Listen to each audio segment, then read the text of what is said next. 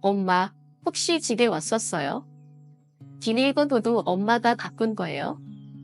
그래, 짐은 복도에 빼놨다. 그게 저희 거였어요. 그래, 종이별로 잘 정리해놨으니까 이삿짐 센터를 부르든지 직접 가져가야. 갑자기 이러시면 어떡해요? 저희 당장 어디서 자야고요? 너넨 내가 잘 곳이 없을 때 신경 쓴 적 있니? 그날 일 때문에 그러세요? 저희가 사과드렸잖아요. 그래? 그럼 나도 사과할게. 미안하다. 하지만 내 집에서는 나가줘야겠어. 정말 유치하게 왜 그러세요? 빨리 비밀번호 알려주세요. 비밀번호는 언제 바꿔 놓으셨어요?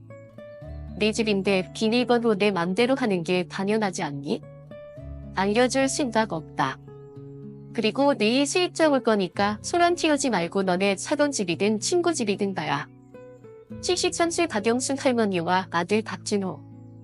진호는 아내와 함께 여행을 다녀온 뒤 일요일 저녁 집에 도착했지만 집이 복도에 나와 있었고 현관 비밀번호가 바뀌어 있었습니다. 문이 열리지 않자 당황한 진호는 보호락 전문 업체에 전화했지만 주말이라 연결이 되지 않았습니다. 문이 왜 안 열려? 다시 눌러봐. 더운 날씨에 짜증이 난 아내가 지촉했습니다. 안 열려. 이거 여러 번 틀리면 전부 울려? 잠깐만, 엄마한테 전화해볼게. 전화를 받은 박 할머니는 태연하게 자신이 비밀번호를 바꾸고 집에 뗀 것이라고 설명했습니다. 그리고는 세입자를 들였다고 말하며 아들과 며느리를 자기 명의의 집에서 내쫓았습니다. 무슨 일이 있었던 건가요? 박 할머니는 젊은 시절 공장에서 일하다 남편을 만나 아들 준호를 낳았습니다. 그러나 준호가 3살이 되었을 무렵 남편이 오토바이 사고로 세상을 떠났습니다. 앞이 캄캄했지만 바림이 근처에 사는 언니가 전업주부로 아이를 돌봐줄 수 있었습니다. 박 할머니는 언니의 집 사정을 털어놓고 일하면서 아들을 키웠습니다. 남편은 결혼 당시 부모님께서 물려주신 집이 있었고 남편이 세상을 떠난 후 시부모님의 도움으로 그 집이 박 할머니 명의로 넘어갔습니다. 시부모님과 언니의 도움 덕분에 그녀는 어렵지만 아들을 키워낼 수 있었습니다. 아들 준호는 어릴 적부터 참 효자였습니다. 어머니 박영순이 힘든 투정을 짓고 있으면 어떻게 알았는지 먼저 다가와 손을 꼭 잡아주었고 항상 먹을 것을 먼저 챙겨주는 다정한 아들이었습니다. 어느 날 박 할머니는 아들 준호와 함께 식당을 찾았습니다. 그날 식당에는 낯익은 남자가 있었는데 그는 동네에서 몇 번 마주친 사람이었습니다. 남자는 박 할머니가 혼자 다니거나 아들과 함께 다니는 것만 보고 남편이 없다고 판단했는지 대놓고 치근덕거리기 시작했습니다. 아줌마, 나 어때요? 사람들이 많은데도 그는 거리낌 없이 큰 소리로 박 할머니에게 말을 걸었습니다. 어머니가 불편해하는 짓을 보이자 고등학생이던 준호가 자리에서 일어나 남자를 향해 단호하게 말했습니다. 저기요, 우리 엄마가 싫어하는 것 같은데 친한 척 말 걸지 마세요. 뭐야, 이 어린 게? 아들 교육을 어떻게 시킨 거야? 남자는 자리에서 일어나 위족하려 했지만 키가 180cm 가까이 자란 진호가 일어서자 움찔하며 다시 제자리로 돌아갔습니다. 그날 이후 진호는 엄마를 지켜줄 만큼 든든하게 성장한 아들이 되었습니다. 하지만 그 남자는 박 할머니가 혼자 다닐 때만 다시 접근하기 시작했습니다. 어느 날 퇴근길, 남자는 다시 다가와 박 할머니에게 말을 걸었습니다. 오늘 저녁 같이 먹죠? 아니요, 괜찮아요. 거절하자 남자는 갑자기 손목을 거칠게 붙잡으며 끌고 가려 했습니다. 놀란 박 할머니는 소리를 지녔고 주변 사람들이 하나둘씩 모여들었습니다. 당황한 남자는 그 자리에서 도망쳤습니다.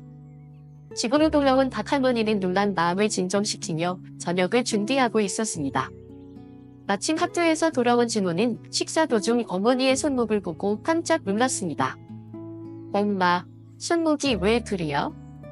그냥 어디 살짝 부딪혔어.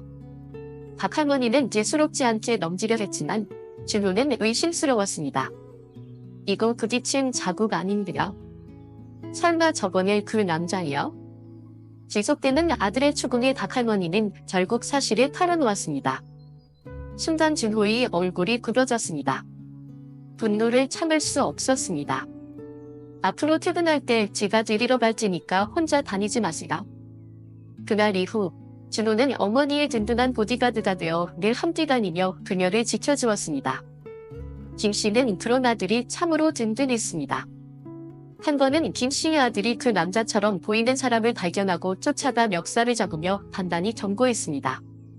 그 이후로 그 남자는 다시는 모습을 드러내지 않았습니다. 시간이 흘러 아들은 취직을 했고 혼자 있을 어머니를 위해 오랫동안 함께 살았습니다. 그러다 직장에서 만난 사람과 결혼을 결심하고 김씨에게 며느리를 소개했습니다. 처음 본 며느리는 어찌나 단정하고 참한지 김씨는 그런 며느리가 마음에 쏙 들었습니다. 아들이 결혼할 때만큼은 무엇이든 크게 해주고 싶었습니다. 오래전부터 지금 사는 집을 아들이 결혼하면 며느리와 함께 살도록 하고 자신은 조금 작은 집으로 옮겨 살 생각이었습니다. 어차피 지금 집은 김씨가 혼자 살기에는 너무 컸기 때문입니다. 김씨는 아들을 불러 자신의 계획을 설명했습니다. 아들은 처음엔 거절했지만 김씨의 오랜 설득 끝에 결국 받아들이고는 울면서 어머니에게 고맙다고 말했습니다. 그렇게 김씨는 아들 집에서 멀지 않은 10평 남짓한 월세집으로 이사했습니다. 그래도 아직 일을 하고 있었기에 생활비는 스스로 감당할 수 있었습니다. 처음에는 며느리가 불편해할까 봐 아들 집에 자주 찾아가지 않았습니다. 하지만 아들도 가끔씩 김씨의 집에 자주 오지 않았고 가끔 전화통화만 했습니다. 김씨는 아들이 보고 싶었습니다. 무엇보다 함께 살다가 혼자 지내니 너무 외로웠습니다. 아들이 결혼한 지 1년이 지났을 무렵 김씨는 처음으로 아들에게 조심스레 물었습니다. 엄마가 한 번 집에 가도 되니까? 하지만 아들은 매번 어딘가 불편한 듯한 전명을 하며 대답을 회피했습니다. 어머니, 지금 집에 물이 잘 안 나와서요. 오시면 좀 불편하실 것 같아요. 그래? 그거 고쳐야 하는 거 아니야? 조만간 한번 갈게. 엄마도 집 상태 좀 봐야지. 아니요, 저희가 차량 부를게요. 다음에 한번 초대할게요. 그렇게 매번 다음을 나고했지만 그 다음은 오지 않았습니다. 그러던 어느 날 아들이 웬일인지 주말에 김씨를 집으로 초대했습니다. 김씨는 설레는 마음으로 그날을 기다렸습니다. 하지만 전날 밤 아들에게서 전화가 왔습니다. 엄마, 죄송해요. 엄마, 내일 회사 사람들이랑 집들이를 하기로 했어요. 다른 날로 하려 했는데 받을 시간이 내일밖에 안 된다네요. 아이고, 그러냐? 어쩔 수 없지. 회사 사람들이랑 잘 지내는 게 중요하지. 김씨는 이래서 괜찮다고 했지만 속은 허전했습니다. 원래 아들은 결혼하면 이렇게 변하는 걸까? 마음이 복잡해진 김씨는 지인을 만나 고민을 털어놓았습니다. 그런 아들도 있고 안 그런 아들도 있지. 설마 그렇게 수자였던 애가 갑자기 달라졌어? 결혼하고 나서부터 거리감이 생긴 것 같아. 그게 당연한 거야. 결혼하면 남이라고들 하잖아. 나도 처음엔 아들 얼굴 보고 싶었지. 그런데 이제는 그냥 내려놨어. 집착해봐야 사이만 안 좋아지고 나만 속상해질 뿐이야. 그리고 나는 결혼할 때 집까지 해줬는데 이제는 아들 집에 가는 것도 눈치 보이네. 넌 아들 보고 살라고 배려해준 거잖아. 맞아. 그래도 예전 살던 집이 그리워. 한번 가보고 싶긴 한데 쉽지 않네. 그 집 내 명의로 돼 있는 거 아니라? 다시 내가 들어가서 살고 아들 부부는 나가서 산다 그래? 어떻게 그런 말을 쉽게 하니? 김씨는 지인의 말을 한 뒤로 듣고 한 뒤로 흘렸습니다. 며칠 후 김씨는 예전 집 근처에서 보리를 고다 공원에 들렀습니다. 예전에 매일 산책하던 곳이었습니다. 벤치에 앉아 익숙한 풀 냄새를 맡으며 기분을 달래고 있었습니다. 그때 어디선가 익숙한 목소리가 들렸습니다. 김씨는 뒤를 돌아가며 조심스럽게 소리가 난 쪽을 살폈습니다. 아파트 입구에서 아들과 며느리가 누군가에게 손을 흔들며 환하게 인사하고 있었습니다. 김 씨는 그들이 누구인지 단번에 알아챘습니다. 그들은 바로 사돈과 며느리의 형제들이었습니다. 김 씨는 상견례 때 얼굴을 익혀 두었기에 확신할 수 있었습니다. 아들은 회사 사람들이 아닌 처가 식구들과 집들이를 한 것이었습니다. 김 씨가 멀리서 바라본 그 장면은 참 가정하고 화목해 보였습니다. 그러나 그 모습을 보던 김 씨의 마음은 차갑게 식어갔습니다. 김 씨의 아들은 순간 어딘가를 바라보다가 김 씨가 있는 방향으로 눈을 돌렸습니다. 김 씨는 황급히 몸을 움츠려 벤치 뒤에 숨었습니다. 아들이 혹시라도 자신을 볼까봐 가슴이 두근거렸습니다. 그렇게 한참을 그 자리에 앉아있다가 김 씨는 조용히 집으로 돌아왔습니다. 아들이 처갓들 식구들을 집으로 불렀으니 조만간 자신도 불러주지 않을까 내심기대했습니다. 그러나 며칠이 지나도 몇 주가 지나도 김 씨에게 엄마, 집에 한번 오세요 하는 연락은 오지 않았습니다. 그 무렵 김 씨는 허리 통증이 심해졌고 예전에 다니던 병원을 다시 가기로 했습니다. 지금 사는 곳 근처에도 병원을 알아볼 수 있었지만 전에 다니던 곳이 치료 효과가 좋기도 했고 무엇보다 그 근처의 공원이 좋아 자주 가고 싶었습니다. 아니, 어쩌면 그 근처에 계속 머물러야 아들의 얼굴을 볼 수 있을 것이라는 희망 때문이었는지도 모릅니다. 그날도 평소처럼 병원에 다녀온 김 씨는 잠시 고민하다 아들에게 전화를 걸었습니다. 엄마, 지금 너희 집 근처인데 시간 되면 잠깐이라도 볼까? 큰 기대를 한 건 아니었습니다. 그러나 혹시나 하는 마음이었습니다.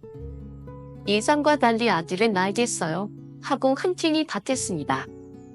그러나 이어지는 말이 김 씨를 씁쓸하게 만들었습니다. 근데 집으로 오지는 마세요. 제가 나갈게요. 집에서 좀 떨어진 카페에서 보면 어때요? 김 씨는 순간 당황했습니다. 왜 이렇게 먼 데까지 나가서 보자고 해? 너희 집 근처에도 카페 많잖아. 거긴 맨날 가서 별로예요. 김 씨는 더 이상 묻지 않았습니다. 다만 저번에 처갓들 식구들을 본 것이 떠올라 조심스레 아들에게 물었습니다. 요즘 처갓들 식구들이랑은 자주 보니? 아무래도 아내가 가족들이랑 사이가 좋아서 자주 만나긴 해요. 김 씨는 그 말을 듣고 가슴이 서늘해졌습니다. 누구라도 이런 상황에서는 서운할 것 같았습니다. 한참 동안 어색한 공기가 흐르던 중 김 씨는 조심스럽게 입을 열었습니다. 그건 그렇고 너네는 아이 가질 생각 없니? 사실 아이는 안 가지려고요. 요즘 아이 키우기가 너무 힘들잖아요. 아내랑도 이미 얘기 끝낸 상태예요. 그래. 근데 우리들이 살기엔 집이 넓긴 하죠. 나중에 처갓들 식구들이 오거나 강아지 몇 마리 키울까 생각 중이에요. 그 말을 들은 순간 김 씨는 속이 울렁거렸습니다. 그 집을 아들 부부에게 주면서 갈았던 것은 아들이 안정된 가정을 꾸리고 행복하게 사는 것이었다. 하지만 아들은 김 씨 대신 처갓댁을 모시고 살 수도 있다는 듯 말하고 있었다. 김 씨는 그저 입 밖으로 꺼내고 싶었던 말들을 꼭 삼킬 뿐이었습니다. 한참을 이런저런 이야기로 시간을 보내던 중 아들은 갑자기 본론을 꺼냈습니다. 엄마, 그게 진명이 이제 저한테로 해주시면 안 돼요? 진명이. 네, 아무래도 장모님께서 그제 제 명의로 안 되어 있는 걸 좀 불안해하시는 것 같아서요. 그 순간 김 씨의 손이 떨리기 시작했습니다. 진명, 바로 그 집이었다. 그토록 아끼던 자신이 힘든 시절을 버텨낸 그 집. 자신이 평생을 다 바쳐 아들에게 준 그 집. 아들은 이제 그마저도 자기 이름으로 바꿔달라고 말하고 있었다. 어차피 엄마도 언젠간 돌아가시면 제 거 될 건데 뭐가 그렇게 급해요? 아들의 말을 김 씨는 순간 침이 턱 막혔습니다. 저도 어디 가서 제 명의로 된 집이 없다 보니 지가 죽고 자존심도 상하거든요. 그리고 알아봤는데 상속세보다 증여세가 훨씬 적게 나온대요.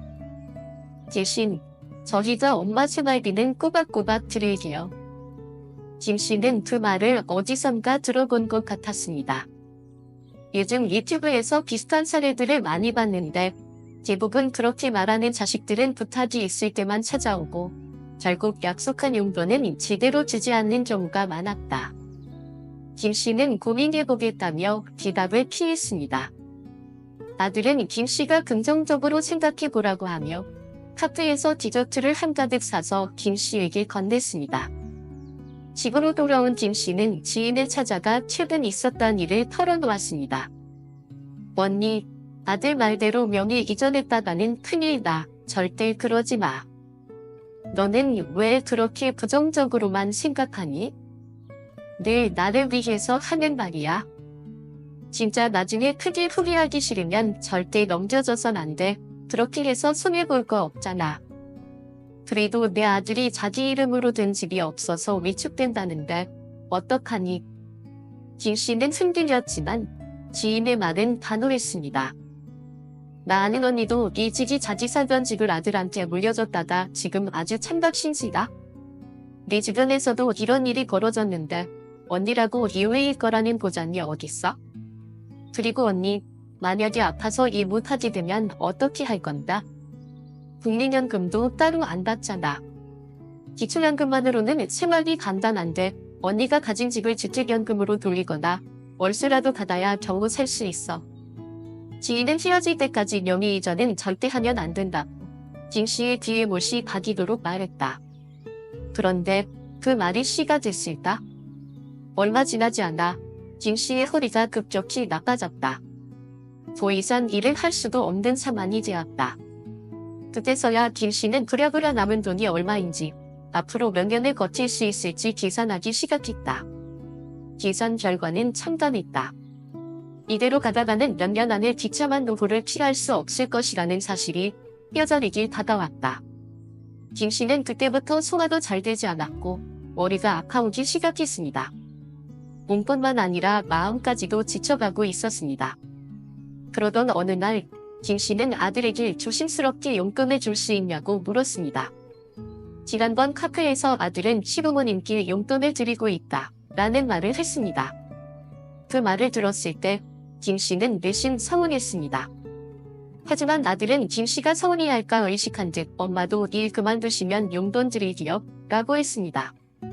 김 씨는 그 말을 기억하고 있었습니다. 통화에서 김 씨는 먼저 조심스레 말을 꺼냈습니다. 아들아, 이제 일을 그만두게 됐다. 하지만 아들은 용돈 이야기를 꺼내지 않았습니다. 결국 하는 수 없이 김 씨가 먼저 용돈 이야기를 했습니다. 혹시 엄마한테도 용돈 조금 줄 수 있을까? 아들은 순간 가만한 기색을 숨기지 못했습니다. 와이프랑 3일 보고 알려드릴게요.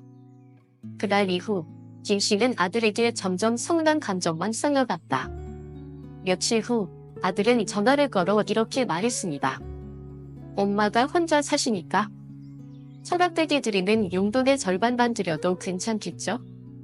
절반? 네, 한 달에 15만 원 정도 생각하고 있어요. 김 씨는 순간 마음이 씁쓸했지만 오히려 아들의 사정을 이해해야 한다고 스스로를 다독였습니다. 그 정도면 충분해요. 고맙다. 아들이 처가쪽에 30만 원을 주고 자신에게 15만 원을 주면 한 달에 부모님들 챙기는 비용만 45만 원이니 아들에게 부담이 될 수도 있겠다는 생각이 들었습니다. 오히려 미안한 마음이 들었다. 그렇게 김 씨는 그동안 모아놓았던 돈, 아들이 주는 용돈, 그리고 일부 기초연금으로 생활을 이어갔습니다. 하지만 김 씨는 갑작스럽게 나가는 의료비에 대해서는 생각하지 못했습니다. 허리 상태가 악화되면서 결국 의사는 수술이 필요하다고 말했습니다. 김 씨는 고민했습니다. 언니나 지인에게 돈을 빌려볼까? 하지만 모두 형편이 좋지 못했습니다. 모아둔 돈에서 수술비를 쓰게 되면 앞으로 생활이 더욱 힘들어질 것이 뻔했습니다. 결국 하는 수 없이 아들에게 전화를 걸었습니다. 아들아, 수술비를 좀 보태줄 수 있겠니? 아들은 한동안 아무 말도 하지 않았습니다. 그리고는 어렵게 입을 열었습니다. 엄마, 저희 수입이 그렇게 많은 것도 아니고 와이프가 돈 문제에 워낙 예민해서요. 제가 따로 빼든 비상금도 없고 엄마도 모아둔 돈 있잖아요.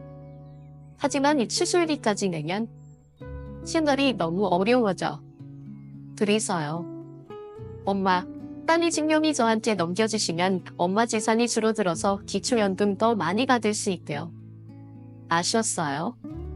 김씨는 순간 아무 말도 할 수 없었다. 아들의 말대로 지금 아들이 사는 집은 김씨의 명의로 되어 있었습니다. 그 때문에 김씨의 재산으로 잡혀 기초연금도 깎이고 있었습니다. 명의를 아들로 옮기면 연금을 조금 더 받을 수 있다. 아들의 말이 틀린 것은 아니었지만 김씨는 왠지 그렇게 하면 안 될 것 같다는 생각을 떨칠 수 없었습니다. 김씨가 망설이자 아들은 답답한 듯 한숨을 쉬었습니다. 엄마, 그냥 넘겨주세요. 그렇게 하면 엄마도 연금 더 받을 수 있잖아요. 김씨는 깊은 한숨을 내쉬었습니다. 수술비는 내가 해결해 볼게. 전화를 끊고 김씨는 결국 나중에 쓸 돈을 단겨와 수술을 받았습니다. 엄청 큰 돈이 들어간 것은 아니었지만 계속 돈을 단겨 쓰다 보니 이제 남은 돈으로 언제까지 버틸 수 있을지조차 불확실해졌습니다. 설상가상으로 아들은 한두 달씩 용돈을 건너뛰기 시작했습니다. 2달째 용돈을 받지 못한 김씨는 결국 아들에게 전화를 걸었습니다. 하지만 이번엔 아들이 전화를 받지 않았습니다. 무슨 일이 있는 걸까? 걱정이 된 김씨는 아들의 집으로 직접 찾아가기로 결심했습니다. 그날은 무더운 여름날이었습니다. 김씨는 땀을 뻘뻘 흘리며 버스를 타고 아들의 집으로 향했습니다. 도착하자마자 김씨는 문에 뒤를 대고 안을 조심스레 살폈습니다. 안에서는 시끌벅적한 소리가 들려왔습니다. 김씨는 초인종을 눌렀습니다. 하지만 아무도 나오지 않았습니다. 김씨는 문 앞에서 잠시 기다렸습니다. 그러자 1분도 지나지 않아 아들에게서 전화가 걸려왔습니다.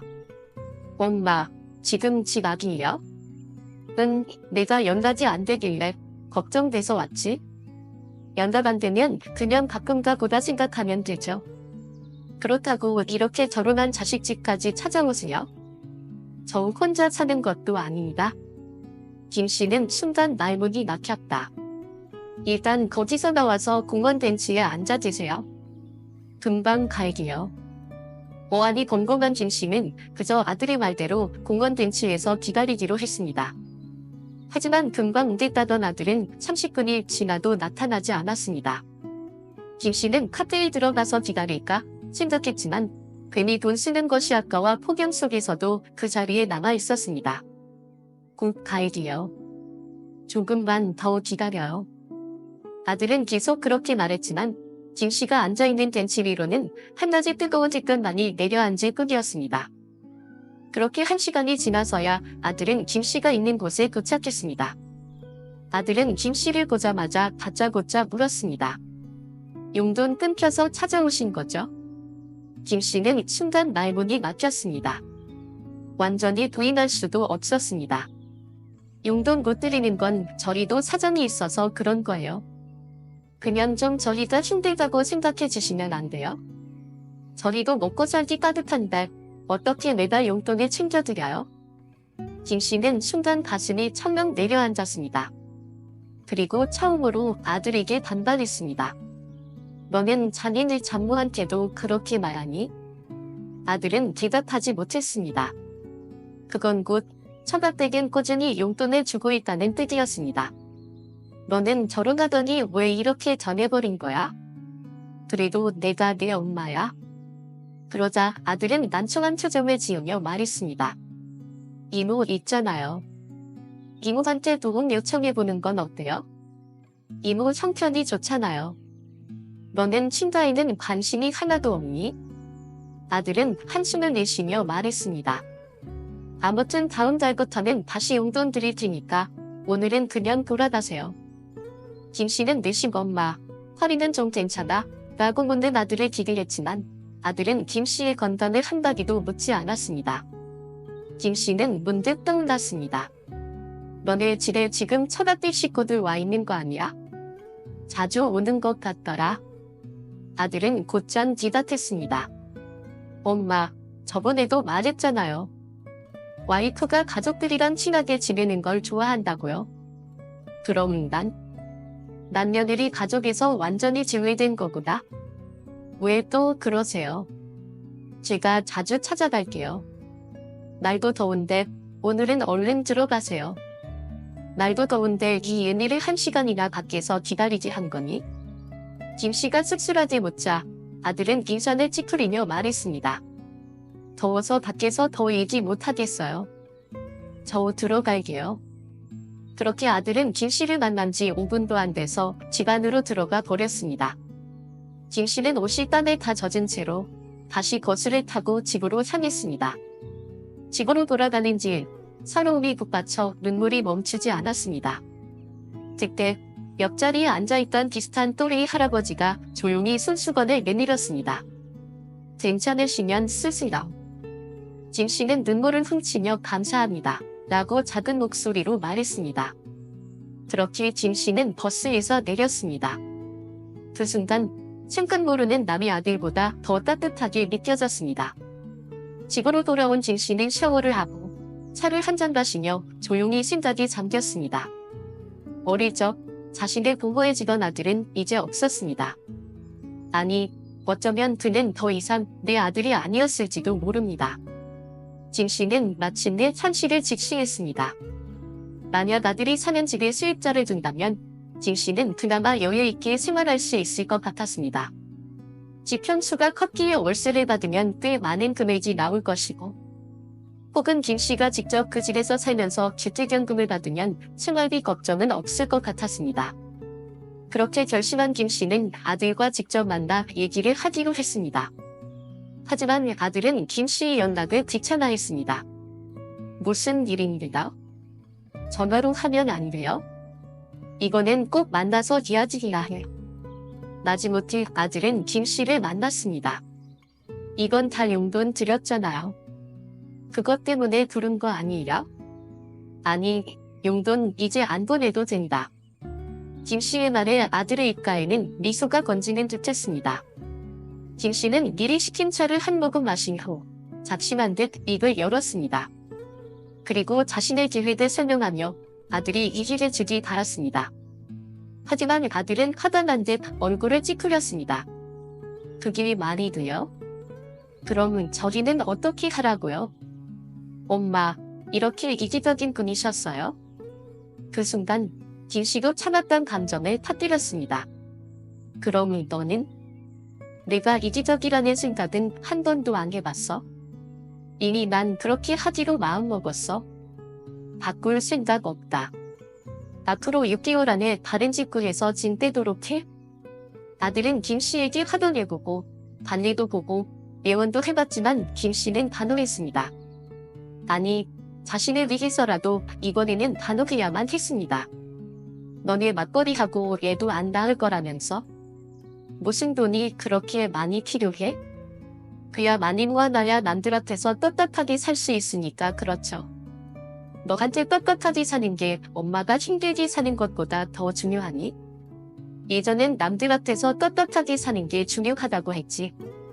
근데 그게 꼭 돈이 많아야 떳떳할 수 있는 거야? 내가 널 잘못 키웠다.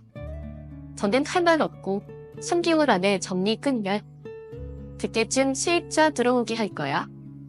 아들은 이때까지만 해도 김 씨가 진짜 그렇게 할 줄은 몰랐습니다. 그러다 시간은 흘러갔고 약속했던 3개월이 되었습니다.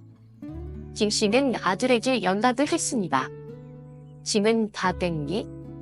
내일 세입자 올 거야. 그러자 아들은 짜증 섞인 목소리로 말했습니다. 또 왜 그러세요? 저희 지금 간단히 여행 왔어요. 내일 집에 도착할 거니까 내일 한 번 더 얘기해봐요. 김 씨는 키시벗으며 말했습니다. 또 너네 잘난 처갓댁 식구들이랑 여행 간 거야? 장모님 생신이세요. 결혼하고 처음 온 거예요. 그 순간 김 씨는 헛웃음만 나왔다. 나중에 엄마랑도 한번 갈게요. 됐다. 그놈의 나중에 이제 치가 떨린다. 엄마, 짐은 미리 떼지 마세요. 비밀번호도 모르시잖아요. 나중에 다시 전화할게요. 김 씨는 키식 웃으며 전화를 끊었습니다. 그날 김 씨는 아들의 집으로 직접 향했습니다. 미리 약속해둔 도어락 기사님을 불러 문을 열었습니다. 비밀번호를 깜빡해서요. 제가 집주인인데 열어주실 수 있나요? 용의자 김씨곤이 앞으로 되어 있었기 때문에 기사는 문제없이 문을 열어주었습니다. 그리고 김 씨는 새로운 비밀번호로 감정했습니다. 그렇게 김 씨는 정말 오랜만에 예전에 살던 집으로 들어왔습니다. 가구 배치나 소품들은 달라졌지만 창밖으로 보이는 전망만큼은 그대로였습니다. 그것만으로도 옛날 생각이 절로 났습니다. 이러고 있을 시간이 없지. 김 씨는 지인의 도움을 받아 미리 준비한 상자들을 집으로 옮겼습니다. 정말 이래도 되는 거야, 언니? 내가 이렇게 하라고 하지 않았어? 진짜로 이렇게 할 줄은 몰랐지. 지인이 어이없다는 듯 웃었지만 김 씨는 신경 쓰지 않았습니다. 김 씨는 아들과 며느리의 짐을 종류별로 깔끔하게 분류했습니다. 냉장고 음식은 어떻게 하지? 하지만 냉장고 안은 텅 비어 있었습니다. 음식도 시켜만 먹나 보네. 오히려 잘된 일이었습니다. 김 씨는 허리가 불편했지만 무리하지 않는 선에서 지인과 함께 아들의 짐을 복도로 전부 내놓았습니다. 작업이 끝난 후 김 씨는 지인에게 감사하며 중국집에서 음식을 배달시켰습니다. 역시 짐 옮기고 먹는 짜장면이 제일 맛있다니까. 지인은 웃으며 말했다. 이제 후련해? 응, 고마워. 진짜 고마워. 그렇게 김 씨는 지인을 대우하고 조용해진 집안을 둘러보았습니다. 이제 이곳은 다시 김 씨의 집이었습니다. 다음 날 김 씨는 아들에게서 전화가 오기만을 기다렸습니다. 아니나 다를까 저녁쯤이 되자 전화가 울렸습니다. 김 씨는 신호흡을 몇 번 한 후 전화를 받았습니다. 엄마, 혹시 집에 왔었어요? 응. 비밀번호도 엄마가 바꾼 거예요? 그래.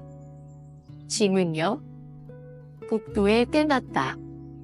그게 저희 거였어요. 그래. 종류별로 잘 정리해놨으니까 이삿짐 센터를 부르든 직접 나르든 알아서 가져가라. 갑자기 이러시면 어떡해요? 저희 당장 어디서 자라고요? 너는 내가 당장 잘 곳이 없을 때 신경 쓴 적 있니? 김 씨는 문득 몇 달 전 일을 떠올렸습니다. 그때 김 씨는 혼자 살던 집에 트윈특치를 맡기느라 하루 다른 곳에서 묵어야 했습니다. 그래서 언니와 지인, 그리고 아들에게 하루만 재워줄 수 있겠냐고 문자를 보냈습니다.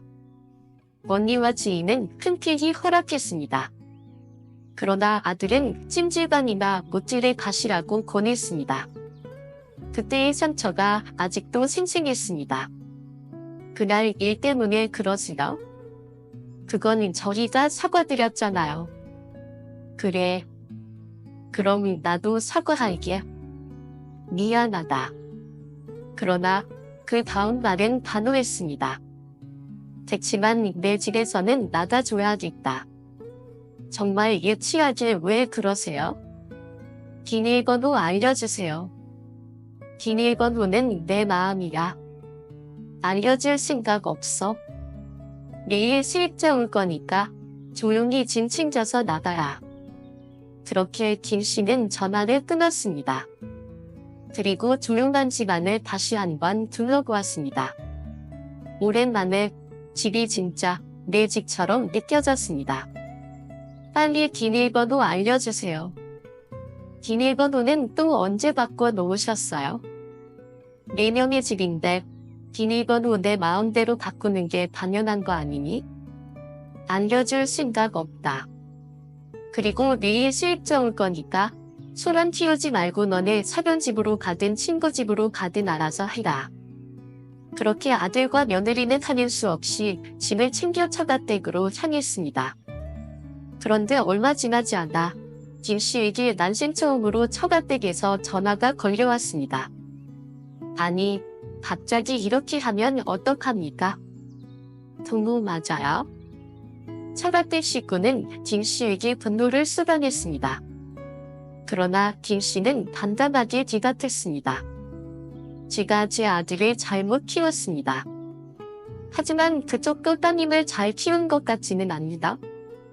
그럼 저한테 이렇게 따질 자격이 있는 건가요? 사돈은 씩씩거렸지만 김씨는 더 이상 감정적으로 대응하지 않았습니다. 당연히 김씨의 마음이 나년 좋지만은 않았습니다. 그러나 이것이 최선의 선택지였습니다. 그렇게 김씨는 다음날 바로 세입자를 드렸습니다. 그 후 넉넉한 월세를 받으며 생활비를 충당하기 시작했습니다. 김씨의 삶은 확연히 좋아졌습니다. 그러나 아들은 한동안 연락을 하지 않았습니다. 김씨도 마찬가지로 아들에게 연락하지 않았습니다. 아들은 시간이 지나면 김씨가 미안하다고 사과하고 다시 집으로 불러줄 것이라 생각했습니다. 그러나 김씨는 아무런 행동도 하지 않았습니다. 그제야 아들은 결국 김씨를 찾아왔습니다. 엄마, 진짜 어떻게 하나뿐인 아들에게 이럴 수 있어요? 김씨는 조용히 아들을 바라보며 뒤닥했습니다. 너는 그러면 어떻게 하나뿐인 엄마에게 그럴 수 있었니? 이제 김씨는 아들의 말에 흔들리지 않았습니다. 솔직히 내가 나를 챙겨주길 바랐던 건 사실이야. 하지만 그건 내 욕심이었고 나는 결국 내가 나를 챙겼어야 했어. 그걸 너무 늦게 깨달았을 뿐이야. 그래도 이건 너무하신 거 아니에요? 그럼 내가 어떻게 했어야 했을까? 그냥 비참하게 하루하루 돈에 쪼들리며 사는 게 내가 원했던 거였니? 너는 내가 어떤 상황이었는지 생각해 본 적 있어? 엄마가 그동안 어떻게 살았는지 관심이라도 있었니? 나는 한동안 내가 너무 불쌍했어. 하지만 이제 그 누구에게도 바라지 않아. 내 몸은 내가 지킬 거야. 아들은 한참 동안 김씨의 말을 곱씹었습니다. 그리고 자신의 행동을 돌아보았는지 머리를 움켜쥐었습니다. 그러나 결국 아무 말도 하지 못한 채 아들은 돌아갔습니다. 김씨는 아들과의 관계가 단전은 회복되지 않겠지만 언젠가는 아들이 자신을 이해해줄 날이 올 것이라 생각했습니다. 여러분은 이 김씨의 이야기를 어떻게 들으셨나요? 혹시 김씨가 처음부터 그냥 살던 집에서 계속 살면서 아들이 독립하도록 유도했으면 어땠을까? 하는 아쉬움도 남습니다. 많은 분들이 나이가 들어 자신이 가진 집이나 재산을 미리 자식에게 넘겨줍니다. 물론 자식들의 미래를 돕고 세금을 절약하기 위한 방법일 수도 있습니다. 하지만 사람 일이란 것은 아무도 모르는 것입니다.